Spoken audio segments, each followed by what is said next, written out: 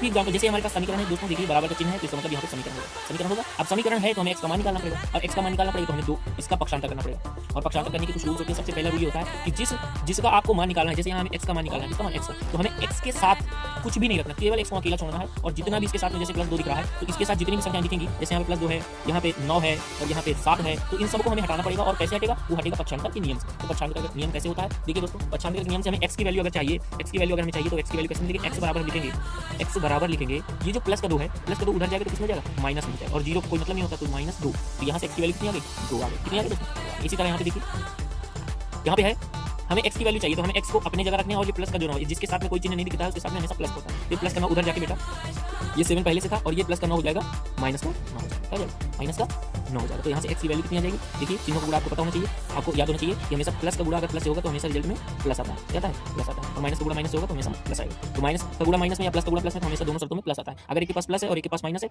या minus plus दोनों इस तरह से हैं, तो उसमें जो रिजल्ट आएगा वो दोनों ही शर्तों में माइनस के आते हैं। और अगर रिजल्ट प्लस का आ रहा है तो इसमें हम लोग संख्याओं को जोड़ देते हैं, और अगर रिजल्ट में माइनस आ रहा है तो हम संख्याओं को घटा देते हैं। इस बात का ध्यान रखना। देखिए ध्यान से यहाँ पे देखिए दो संख्याएं दी गई हैं, एक प्लस का साथ है, माइनस का साथ है। और प्लस माइनस क्या होता है? प्लस माइनस माइनस होता है, और माइनस में हम लोग घटा देते हैं। 9 में से 7 जाएगा तो हमारे पास 2 बचेगा। और माइनस वाली संख्या बढ़ी है दोस्तों, तो माइनस वाली संख्या यहाँ पे लिखी जाएगी।